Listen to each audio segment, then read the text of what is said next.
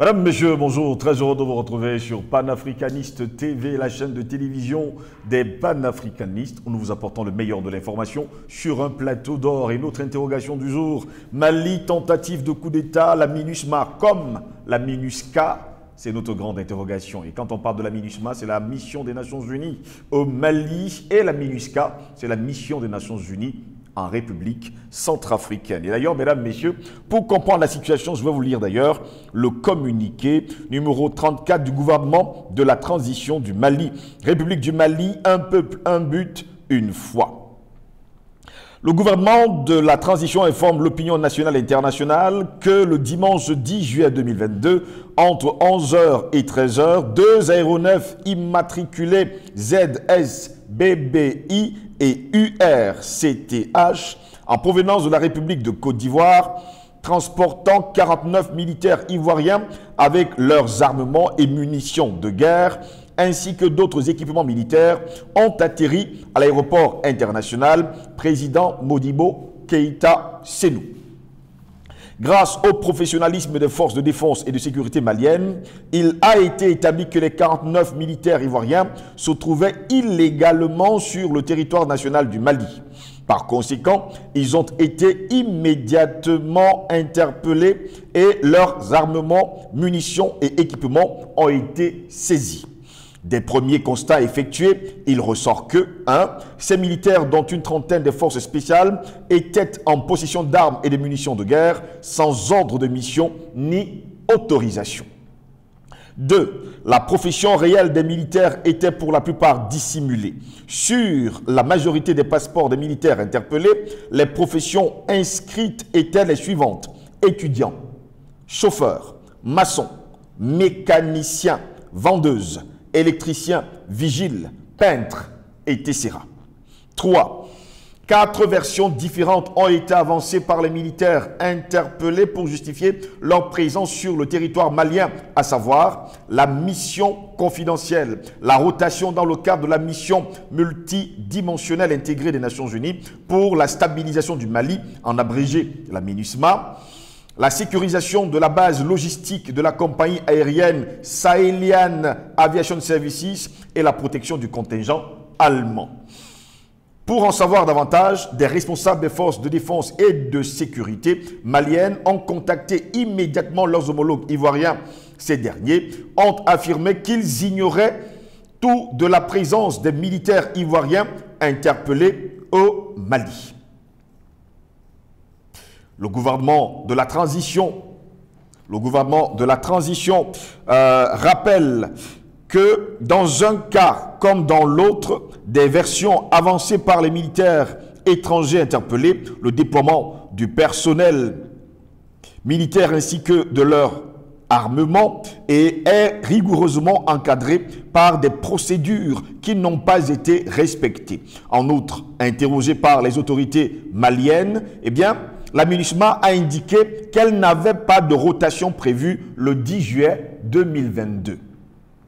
Le gouvernement de la transition, après une analyse des faits et sans préjuger de la suite qui sera réservée à cette affaire par les autorités judiciaires, a relevé les manquements et infractions suivants. 1. La non-information du ministère des Affaires étrangères et de la coopération internationale par les canaux officiels au sujet d'un déploiement de militaires ivoiriens. 2. La violation flagrante des dispositions de l'article 38 du Code pénal malien incriminant les atteintes à la sûreté extérieure de l'État, dont l'atteinte à l'intégrité du territoire. 3. La violation de la législation relative à l'aviation civile qui dispose que 3.1. Tous les vols ont l'obligation de produire le manifeste passager et le manifeste cargo avant le décollage. 3.2. Le manifeste doit faire ressortir l'identification de l'ensemble des passagers de chaque vol. 4. La violation des dispositions concernant la conduite en douane d'une part et d'autre part de celles régissant le régime d'importation temporaire prévu par les dispositions des articles 112, 113, 269, 270 et 273 de la loi 2022-013 du 23 juin 2022 portant code des douanes de la République du Mali.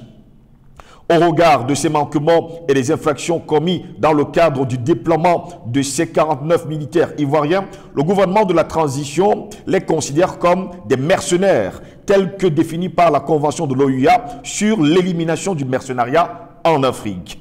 Le dessein funeste des personnes interpellées était manifestement de briser la dynamique de la refondation et de la sécurisation du Mali, ainsi que du retour à l'ordre constitutionnel. En réponse à cet incident, le gouvernement de la transition a décidé de 1.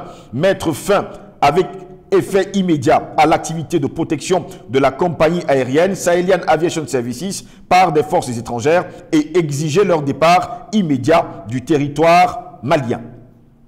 2. Inviter la compagnie aérienne Sahelyan Aviation Services à confier dorénavant sa sécurité aux forces de défense et de sécurité maliennes. 3. Transmettre ce dossier aux autorités judiciaires compétentes. 4. Mettre à la disposition des autorités judiciaires compétentes les 49 militaires ivoiriens interpellés.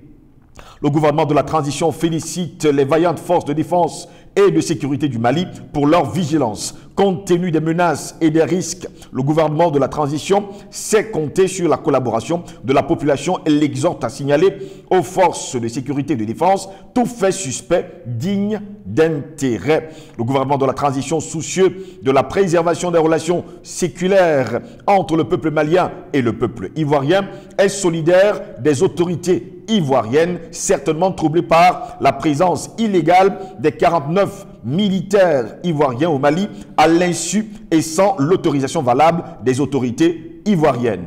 Le gouvernement de la transition voudrait également compter sur la coopération avec la République sœur de Côte d'Ivoire afin que toute la lumière soit faite sur cette affaire. Que Dieu bénisse le Mali. C'est fait à Bamako le 11 juillet 2022. C'est signé le ministre de l'administration territoriale et de la décentralisation, porte-parole du gouvernement, le colonel Abdoulaye Maïga, chevalier de l'ordre national. Voilà, mesdames, messieurs, la teneur de ce communiqué numéro 034 du gouvernement de la transition du côté du Mali. Voilà pourquoi nous nous interrogeons. Tentative de coup d'État, la MINUSMA, comme la MINUSMA, pour répondre à nos questions. Nous sommes avec Albert Anatola ici. Albert Anatola, bonjour, bienvenue à vous. Bonjour à vous, Steve Joslongos. Je dis bonjour à vos techniciens qui font un travail formidable. Je crois que sans leur engagement, parce que pour faire ce travail dans le contexte de notre dynamique de libération de l'Afrique, il faut également être militant, il faut être engagé, il faut être quelqu'un qui croit à ce qu'il fait, qui a de la conviction, qui ne fait pas ça par, n'est-ce pas, qui le fait par vocation, pas par défaut, comme certains. Je salue vos millions de téléspectateurs parce que chaque jour, nous avons de milliers de téléspectateurs qui nous suivent. Il y en a qui réagissent, il y en a qui nous écrivent également, qui préfèrent nous observer. En tout cas, ils ont mon salut ce matin. Comme à mon habitude, j'ai mon coup de gueule ce matin, ça concerne, comme tu es toujours l'Afrique. Steve Joslongo, j'ai constaté que de plus en plus, les diplomates étrangers accrédités sur le continent africain se livrent à des activités politiques subversives. Ça, il faut le dire. C'est-à-dire qu'ils violent le principe, j'ai bien, ils violent ces diplomates, pas des ambassadeurs, ils violent le sacro-saint principe de neutralité, oui, dans leur pays accréditaire. C'est-à-dire, ils prennent langue avec la société civile, avec le membre de la société civile, avec certains politiciens, très souvent, et de préférence, ceux qui sont contre le pouvoir en place. Moi, je pense que, je ne sais pas si un diplomate africain, par exemple accrédité à Paris, à Washington, pour prendre langue avec un opposant, avec un homme politique qui est opposé à Biden ou qui est opposé à Macron, et que cela soit accepté. J'ignore pourquoi est-ce qu'on accepte telles attitudes sur le continent africain. Comme j'ai l'habitude de le dire, je pense qu'il faut désormais établir le principe de réciprocité pour imposer le respect qui nous est dû. Merci pour l'invitation. Albert Anatola, ici, commençons rapidement justement cette autre édition de Parole panafricaniste. Je viens de vous lire d'ailleurs le communiqué 034 du gouvernement de transition au Mali concernant la tentative de coup d'État qui a eu lieu le dimanche 10 juillet dernier. Je prends d'abord votre réaction après justement la lecture de ce communiqué. Pas surpris. Vous savez, nous les panafricanistes, on ne sommes pas surpris. Déjà, pas surpris pourquoi? Pour deux raisons. La première, souvenez-vous, dans une autre chaîne, on avait attiré l'attention des autorités, nos frères maliens qui sont actuellement aux affaires et pas les autorités de transition, on avait attiré leur attention sur le fait qu'ils soient vigilants et qu'il y avait des projets de coup d'État qui se préparaient dans les officines. On leur avait dit. Quelques semaines après, il y a eu une première tentative d'assassinat, n'est-ce pas, du président de la transition, Assimi Goïta. Il sortait justement de la mosquée. Quelques temps après, il y a eu une deuxième. Voilà, donc nous ne sommes pas surpris. La deuxième raison, c'est que nous ne sommes pas surpris parce que les autres sont presque dans leur rôle d'assassin. C'est-à-dire, c'est tout ce qu'ils peuvent savoir faire. Organiser les assassinats politiques. On leur demande de venir débattre, ils ne peuvent pas débattre. Tout ce qu'ils savent faire, c'est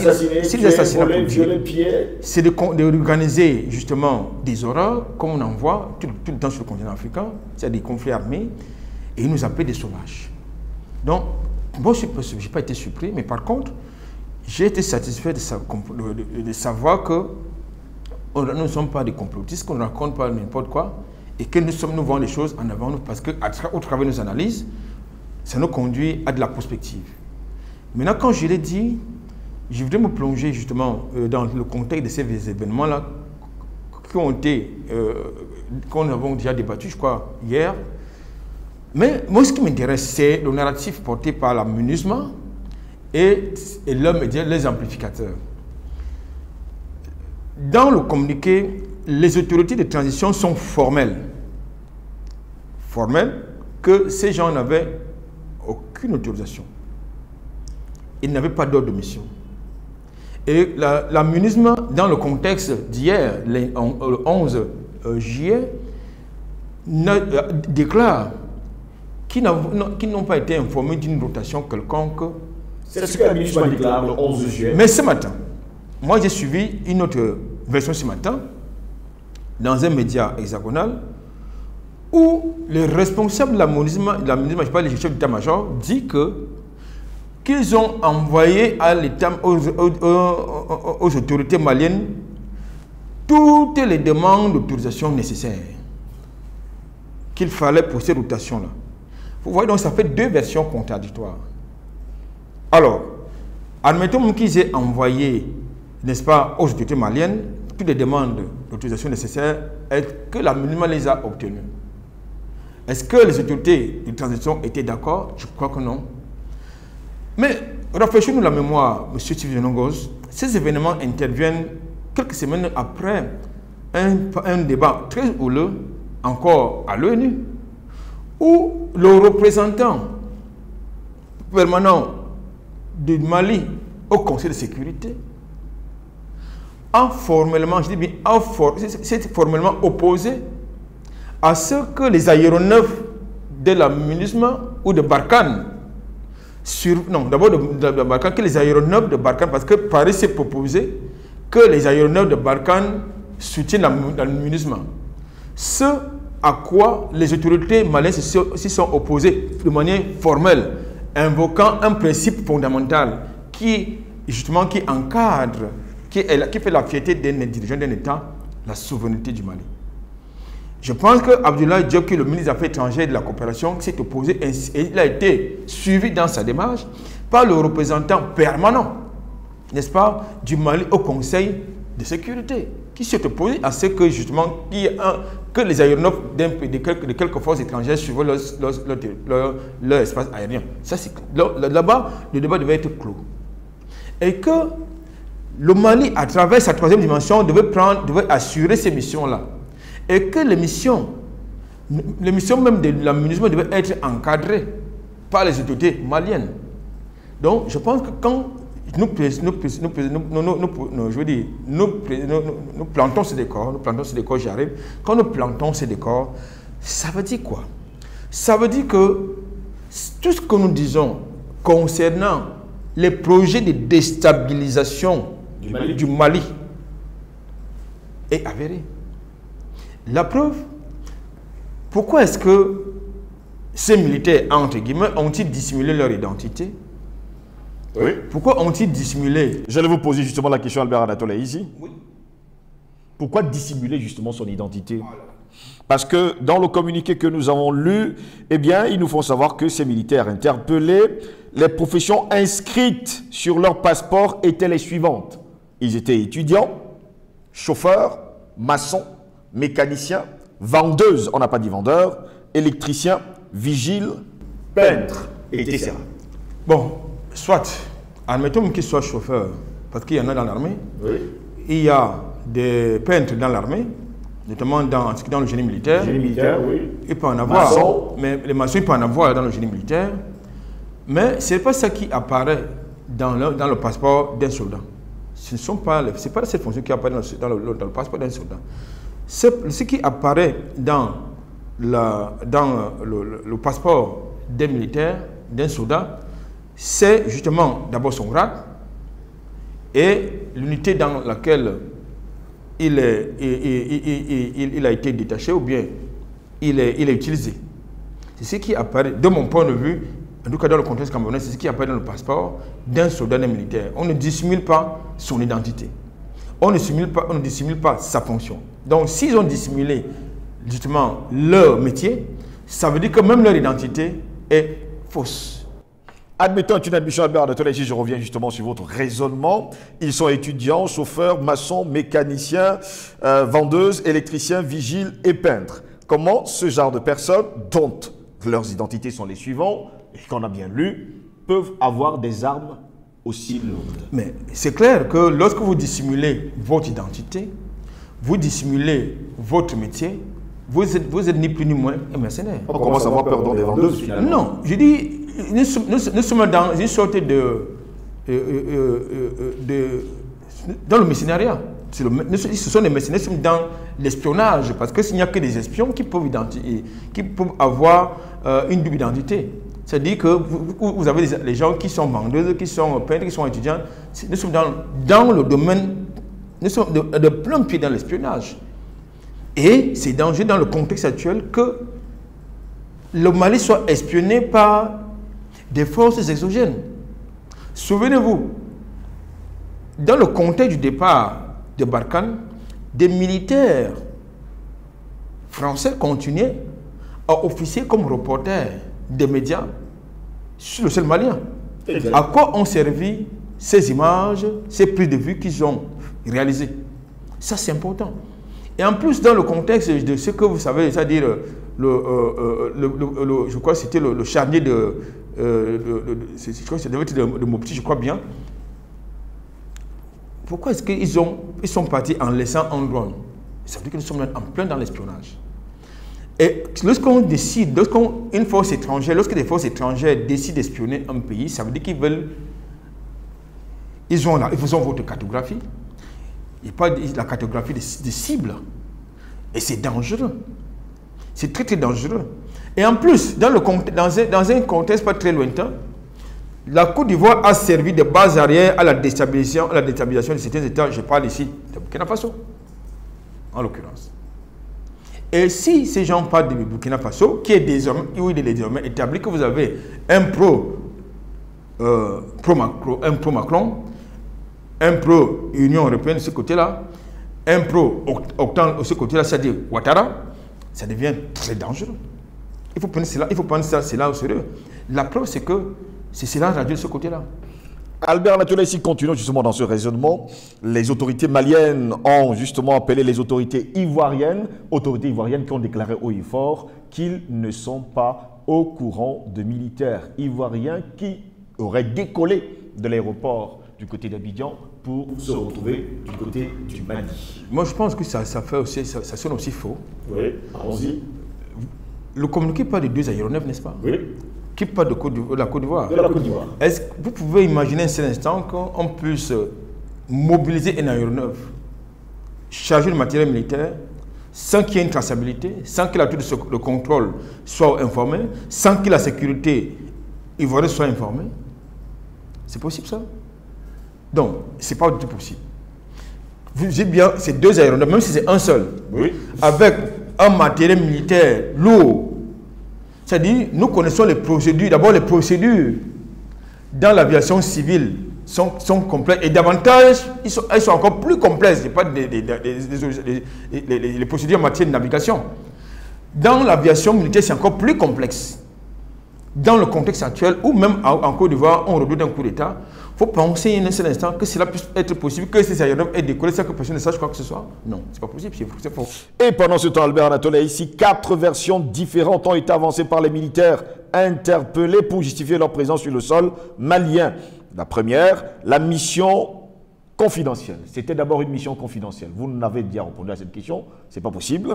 D'accord, on dit de la rotation dans le cadre de la mission multidimensionnelle intégrée des Nations Unies pour la stabilisation du Mali, la MINUSMA, qui a d'ailleurs dit depuis hier que c'était faux. Eh bien, on a également la sécurisation de la base logistique de la compagnie aérienne Sahelian Aviation Services et la protection du contingent allemand. De quel contingent allemand parle-t-on? Non, il s'agit, hier, nous avons dit, il s'agit d'une base logistique de la Sahelian Aviation Services. Oui. Alors, mais comment est-ce qu'une base logistique qui est en territoire malien peut être protégée par des soldats étrangers? Je pense que là, sur ce coup-là, peut-être les autorités maliennes ont été un peu, j'ai envie de dire, ils ont fait preuve peut-être de légèreté, mais ils viennent de rectifier aussi, justement, en demandant, en intelligent désormais à ce que cette base soit protégée par, que la protection de cette base soit assurée par les forces étrangères, quelles qu'elles soient. Que cette base soit protégée désormais par les forces de sécurité, par les forces de défense de sécurité maliennes. Exactement. C'est un danger. Aujourd'hui, nous le disons tous les jours, aujourd'hui, le Mali est dans la ligne de mire de l'OTAN, de l'Union européenne et de Paris. Ils feront feu de tout bois pour faire tout ce qui est possible pour déstabiliser ce pays. Et je pense qu'il faut même faire mieux. Interdire les activités sur le sol malien n'est-ce pas, démanteler cette base logistique. Parce que nous savons que c'est dans le domaine de l'espionnage, il y a des activités que vous pouvez ne pas contrôler. Sur le temps que quand nous sommes dans le... Parce que je ne sais pas si les autorités maliennes ont le matériel adéquat et nécessaire pour surveiller les communications, les échanges, n'est-ce pas, qui peuvent être effectués à partir de cette base logistique. Non, je pense qu'il faut aller, il faut faire mieux que ça. Donc, je crois que toutes ces allégations doivent faire l'objet d'une attention assez particulière. Je veux dire qu'elles puissent être vérifiées. Je vous l'ai dit tantôt, je pense que si les événements de dimanche étaient avérés, c'est-à-dire que ça respectait le cadre réglementaire, le cadre légal, je pense que Abidjan serait sorti de sa torpeur, de son silence. Non, il s'agit bel et bien. Hier, nous parlions, nous annoncions aux téléspectateurs la visite prochaine en Côte d'Ivoire et au Niger de le nouveau ministre des Armées de la France. Ce n'est pas anodin. Et ces événements interviennent dans ce contexte. Il faut faire très attention. Pendant ce temps, Albert Anatole, ici, le gouvernement de transition du côté du Mali note d'ailleurs la non-information du ministère des Affaires étrangères et de la coopération internationale par les canaux officiels au sujet d'un déploiement de militaires ivoiriens. La violation flagrante des dispositions de l'article 38 du Code pénal malien incriminant les atteintes à la sûreté extérieure de l'État, dont l'atteinte à l'intégrité du territoire, la violation de la législation relative à l'aviation civile qui dispose que tous les vols ont l'obligation de produire le manifeste passager et le manifeste cargo avant le décollage. Ça n'a pas été fait. Le manifeste doit faire ressortir l'identification de l'ensemble des passagers de chaque vol. Jusqu'à preuve de contraire, Albert Anatole ici, comment comprendre que les 49 militaires ont des passeports estampillés ivoiriens? Là encore, il y a un problème. Déjà, il y a un problème, revenons un peu en arrière, il y a un problème que vous avez des militaires dans les aéronefs civils. Il y a un problème. Ça devrait être, ça veut dire que ça ne porte pas un sceau officiel. C'est-à-dire vous avez des militaires qui ont, n'est-ce pas, je veux dire le matériel militaire lourd. Oui. Vous avez des aéronefs qui portent justement une logistique militaire, je ne sais pas, des aéronefs civils. Mais il y a un problème. Pourquoi est-ce qu'ils ont choisi les aéronefs civils et non les aéronefs militaires? Parce qu'ils disent qu'ils sont militaires. Donc logiquement, ils devraient venir par un aéronef militaire. Ça veut donc dire qu'ils ont voulu marquer leur opération du saut de la clandestinité. C'est-à-dire donner l'impression qu'il n'y avait rien. Et aussitôt sur le territoire malien, ils allaient faire exactement ce qui s'est passé du côté de la Centrafrique, oui, où vous avez un chef d'état-major d'une force multinationale qui se retrouve justement dans le périmètre de sécurité d'un chef d'État. Et avec des hommes armés, et on vous fait croire que c'était anodin. Donc il faut qu'on soit sérieux. Mais ce qui est quand même paradoxal et curieux, c'est que ces événements se déroulent justement dans ces deux pays qui ont décidé de s'émanciper. Je parle de la Centrafrique, je parle du Mali. Mais c'est quand même curieux. Donc, je vous ai dit, même si vous voulez partir en hélicoptère dans le contexte camerounais, un hélicoptère qui veut partir de la ville de Douala pour aller dans la ville de Yaoundé ou d'une autre ville du Cameroun, il doit disposer des autorisations nécessaires de l'autorité civile, de l'autorité aérienne compétente. Il doit avoir un plan de vol, parce que ce plan de vol doit être communiqué à l'autorité aéronautique et à l'autorité de contrôle. Donc, ça veut dire que c'est pas, on doit connaître, on doit avoir justement le manifeste passager, ainsi que leur identité, justement. Or, dans le contexte actuel, vous n'avez pas le manifeste passager, vous n'avez pas le manifeste cargo. Ça veut dire quoi? Ça veut dire qu'il s'agit d'une mission clandestine et qui avait quelle mission? Aller faire des choses très vilaines du côté du Mali. Il n'y a ni plus ni moins. Et comment est-ce que cet avion a fait pour atterrir, ces deux aéronefs à l'aéroport? Non, disons que de ce point de vue, la tour de contrôle fait son job. C'est-à-dire, les aiguilleurs, les contrôleurs aériens font leur job, c'est-à-dire faire atterrir l'avion en toute sécurité, même si, puisque au départ, il n'était pas annoncé, mais il a l'obligation de faire atterrir cet avion en toute sécurité que de laisser peut-être la menace survoler le ciel. Et ils ont très bien fait, ils ont été très professionnels. Il fallait que, s'ils avaient traversé le sol, je veux dire, l'espace aérien malien, et ils auraient atterri ailleurs et peut-être prendre les frontières. Donc, passer par les frontières. Maintenant, vous savez, un qui n'est jamais parfait. Souvenez-vous, il y a quelque temps, je vous l'ai dit, et je vous l'ai dit, je crois, encore hier, dans le cadre de notre thématique, à savoir qu'il y a quelque temps, il y a un aéronaute parti du Royaume-Uni qui voulait survoler l'espace aérien malien dans le contexte des sanctions que vous connaissez, de la CRO, de lui et moi. Mais les autorités maliennes ont demandé à l'aéronaute de faire demi-tour, tout simplement. Je pense que ce sont ces événements peut-être qui ont également peut-être déterminé ceux qui ont pris les sanctions contre le Mali à édulcorer un peu, à prendre du recul, à comprendre qu'en réalité, ce qui faisait contre le Mali pouvait constituer un effet boomerang. Donc je pense que dans ce contexte-là, notamment de la session extraordinaire, n'est-ce pas, de la session extraordinaire de la CEDEAO qui s'est passée il n'y a pas très longtemps, vous avez deux personnes qui étaient contre. Vous avez deux personnes qui étaient contre la levée des sanctions contre le Mali. Vous avez Bazoum qui était contre la levée des sanctions contre le Mali. Vous avez Ouattara qui était contre la levée de ces sanctions-là. Donc, il s'agit là d'une sorte de pilule amère qui est restée en travers de leur gorge. Et je crois qu'aujourd'hui, comme je vous l'ai dit, et comme par hasard, c'est dans ces pays-là que Sébastien Lecornu va effectuer sa première visite en terre africaine. C'est-à-dire, je ne sais pas quand il parle de Sébastien Lecornu, c'est le nouveau ministre des Armées. C'est dans ces pays-là qu'il va effectuer sa prochaine visite en terre africaine, c'est-à-dire la Côte d'Ivoire et le Niger. Donc il faut davantage que les Maliens ainsi que le peuple malien restent vigilants. Merci à vous, Anthony, d'avoir été nôtre.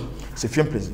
Et pendant ce temps, nous attendrons avec une impatience, on va le dire ainsi, eh bien, les résolutions et surtout l'enquête, la fin de l'enquête dans cette affaire de tentative de coup d'État du côté du Mali qui s'est déroulée le 10 juillet dernier. Mesdames, Messieurs, passez une bonne journée. Au plaisir de vous retrouver très prochainement.